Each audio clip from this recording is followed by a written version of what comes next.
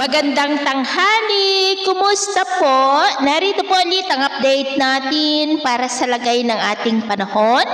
Ngayong tanghali po ng January 12, 2026. Sa ngayon po ay Northeast Monsoon o hanging amihan ang patuloy na umiiral sa Northern at Central Luzon habang may shear line na nakakaapekto dyan sa may Quezon Province at Bicol Region. At sa labas ng ating area of responsibility ay may nabuo na nga po na isang low pressure area. Base po yan sa datos ng JTWC o Joint Typhoon Warning Center. At tinawag po nila ito na Invest 91W habang nasa layo po ng 1,310 kilometers southeast ng Davao at kikilos po yan pa-north-northwestward habang unti-unti na lumalakas at kung ganap na po yan na bagyo ay tatawagin na sa local name na Bagyong Ada na banta po dyan sa may Eastern Visayas at Bicol Region bago mag-weekend. At sa lagay ng ating panahon, ngayong tanghali ay maayos naman ang panahon sa mas malaking bahagi ng bansa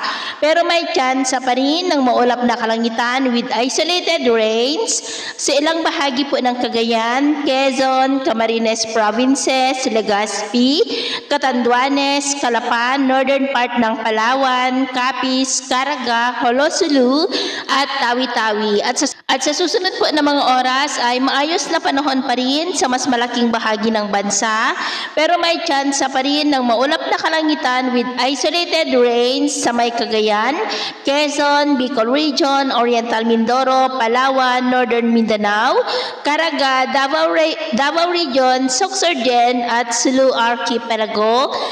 Kaya mag-ingat po tayo sa mga banta pa rin ng mga pagbaha at pagguho ng lupa.